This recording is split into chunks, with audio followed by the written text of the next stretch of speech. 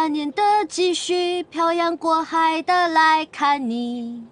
为了这次相聚，我连见面时的呼吸都曾反复练习。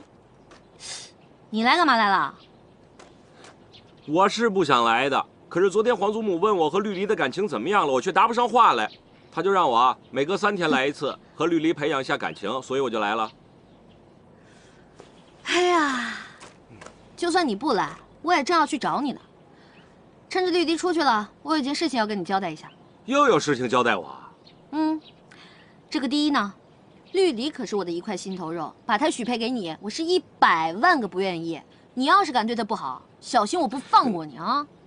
这第二，你要是再跟那个江映月还有什么发展的话，娘娘，我对着那个榴莲发誓，我对江映月已经没有了半点私情。